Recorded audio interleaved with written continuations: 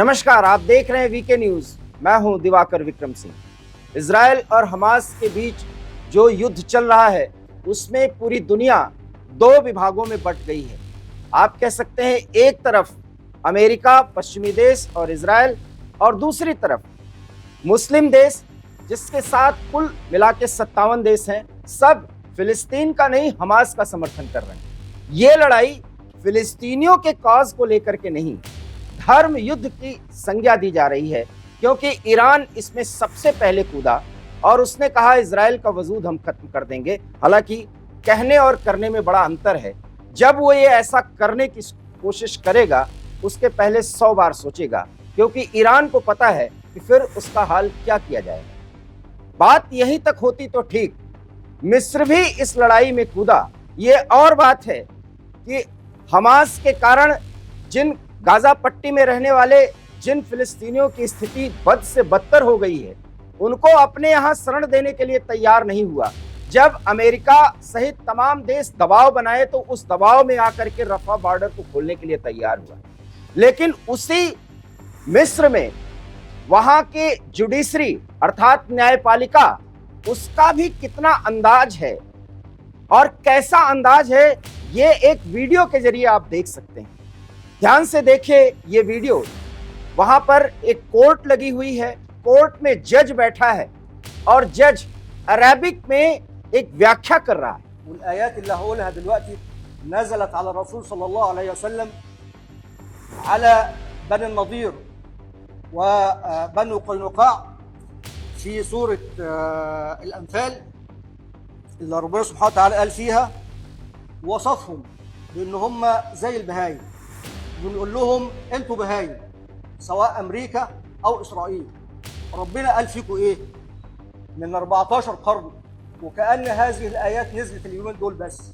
أما ربنا قال إن شر الدواب عند الله الذين كفروا فهم لا يؤمنون. ربنا شبههم بالدواب، بل الدواب أنفع منهم ولكنهم من دواب القردة والخنازير، فربنا وصفهم بهذا من أحط المخلوقات.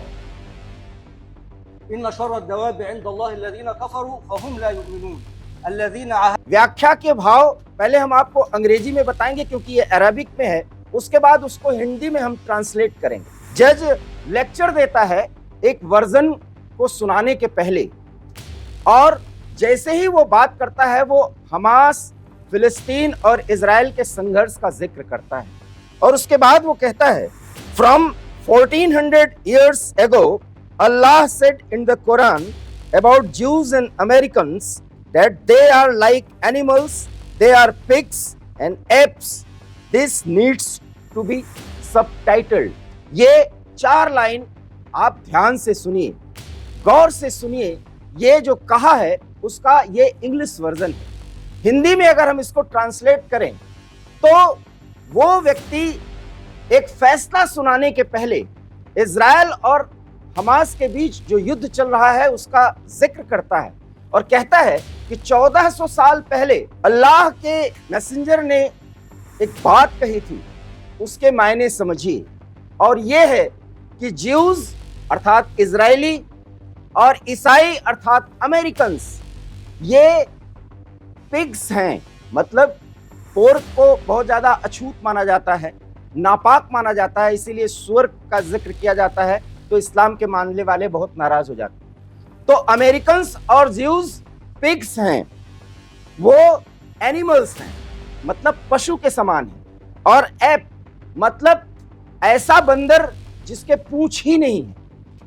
ये अमेरिकन्स और इजरायलीज की परिभाषा दी गई, और देने वाला कोई धार्मिक नेता नहीं कि वो उन्माद में ये बात करे। एक जज है जो कोई फैसला सुनाने के पहले ये बात करता है। मतलब साफ है कि इस्लाम की शिक्षा में एक देश जो संप्रभु राष्ट्र है मिस्र, और भारत के साथ इसके भी बहुत अच्छे संबंध हैं और उस संबंध की हम कद्र करते हैं। इस्लाम के सिद्धांतों को हम पूरी तरह सम्मान देते हैं, क्योंकि भारत में भी 25 करोड़ मुसलमान इस्लाम को मानते, जानते और समझते हैं। हम उसका आदर करते हैं, सम्मान करते हैं। लेकिन इस्लाम की व्याख्या करने का अंदाज एक जज का, जिसका कोर्ट में बैठ करके इस तरह के जिक्र का कोई मतलब नहीं है, लेकिन नफरत के वो भाव, एक जुडिशरी पर बैठा हुआ एक न्यायालय में न्याय करने के लिए उस हॉट सीट पर बैठा है, और ये जज व्याख्या कर रहा है कि इस्लाम के मुताबिक 1400 साल पहले ही कह दिया गया था कि ज्यूज और अमेरिकन्स पिग्स हैं, एनिमल्स हैं, पूंछहीन बंदर हैं। ये नफरत के बाद जो नाराजगी में एक बात बोली जाती है, वो भड़ास ये जज निकाल रहा।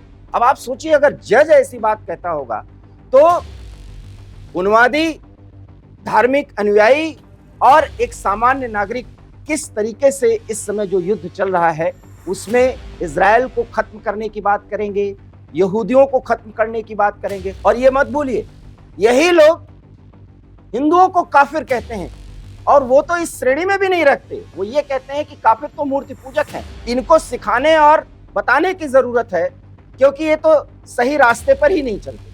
पूरी दुनिया में जितने भी रेस हैं उन सब की व्याख्या इस्लाम के नाम पर ये लोग करते हैं।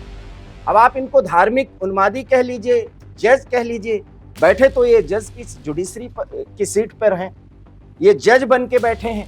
और आप इनका पहनावा देखिए, ध्यान से देखिए ये वीडियो।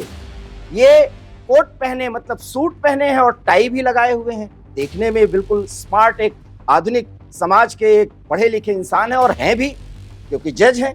लेकिन ये 1400 साल पहले की एक व्याख्या जो की गई है, अब हम इसकी तस्दीक नहीं करते कि ये की ही गई है, लेकिन ये उदाहरण दे रहे हैं और ये बता रहे हैं कि उसमें ज्यूज को और अमेरिकन्स को। सवाल ये है कि 1400 साल पहले अमेरिकन शब्द का यूज किया गया था क्या?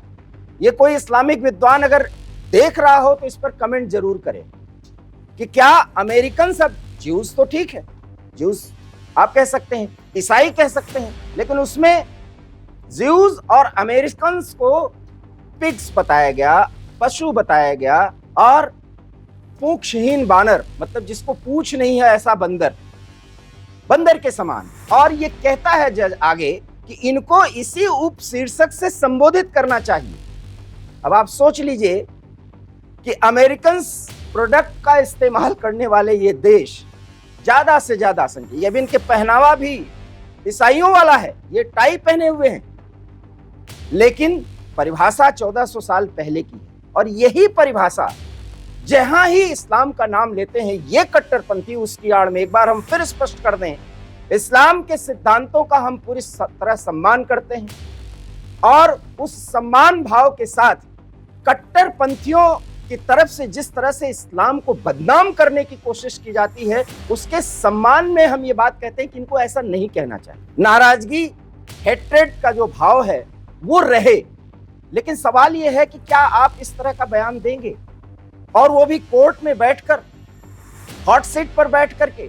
न्यायालय एक भगवान का मंदिर माना गया है और न्यायाधीश भगवान की तरह, लेकिन ये व्यक्ति 1400 साल पहले की व्याख्या करता है। और मैंने आपको ये भी बताया कि ये हिंदुओं के बारे में क्या सोचते हैं, ये उनको काफिर कहते हैं। काफिर इसलिए कि वो भटके हुए हैं, वो मूर्ति पूजक हैं, और इसलिए सही रास्ते पर लाने के लिए इनका धर्म परिवर्तन कराया जाए। यहां भी धर्म की आड़ में हेट है, घृणा है, और उस घृणा के तहत लोगों को उत्साहित किया जाता है, उनको प्रोवोक किया जाता है कि आप इनको सही लाइन पर लाइए। और इसी की प्रक्रिया यरूशलेम के नाम पर ईसाई, ज्यूज और मुसलमान लड़ते हैं, और यही पश्चिम एशिया की वो समस्या है। इसलिए इजराइल और हमास के बीच जो संघर्ष चल रहा है, उसमें अगर प्रधानमंत्री बेंजामिन नेतन्याहू कहते हैं कि लड़ाई हमारी नहीं, ये पूरी दुनिया की लड़ाई है, तो क्या अब आप नहीं मानेंगे कि वो सही कह रहे हैं? पूरे 19 दिन बीत जाने के बाद इजराइल के 1400 से अधिक नागरिक मारे गए, और घायलों की संख्या तो हजारों में, जिसके डाटा अभी भी आंकड़े नहीं आ पा रहे। लेकिन सबको चिंता इस बात की है कि गाजा पट्टी में मारे गए इंसान तो इंसान है, चाहे जहां मरे। और भारत की जो सोच है वो तो यही है कि वो ऐसा नहीं होना चाहिए। और इस सिद्धांत में जहां इस्लाम का जिक्र किया जाता है, उसमें यह कहा कि एक भी इंसान का कत्ल पूरे इंसानियत का कत्ल है अगर वो बेगुनाह है। तो आप कौन होते हैं ये तय करने वाले कि ये इसने गुनाह किया है? अपने देश की रक्षा करना, अपने मातृभूमि पर जिसमें वो सैकड़ों सालों से रह रहे हैं, क्या वो ज्यूज गलत कर रहे हैं? और ये कहना कि हमारी जमीन पर कब्जा किया है, तो फिर उनको किस तरीके से ला करके किस स्थिति में छोड़ा गया था? फिलिस्तीन, माना कि वो फिलिस्तीनियों की जमीन थी, लेकिन सह अस्तित्व के भाव से रहा जाता है। लेकिन ये लड़ाई सैकड़ों सालों से चल रही है। और इन जज महोदय ने, जो मिस्र के हैं, इन्होंने तो इसको 1400 साल पहले ही व्याख्यायित जो किया गया था उसका उदाहरण दे रहे हैं। मतलब ये युद्ध रुकने वाला नहीं है। हो सकता है कि कुछ समय के लिए फिर युद्ध रुक जाए, लेकिन इजराइल और फिलिस्तीन कॉज के नाम पर हमास और हमास जैसे संगठन लड़ते रहेंगे, क्योंकि उसके पीछे वही शिक्षा जिम्मेदार है जिसकी व्याख्या ये जज कर रहा है। आपको इस पूरी खबर पर क्या कहना है? अपनी प्रतिक्रिया जरूर दीजिए। देखते रहिए वीके न्यूज, क्योंकि यहाँ खबरों और विश्लेषण का सिलसिला कभी नहीं थमता। फिलहाल मुझे दीजिए इजाजत। नमस्कार। वीके न्यूज, राष्ट्र के नाम।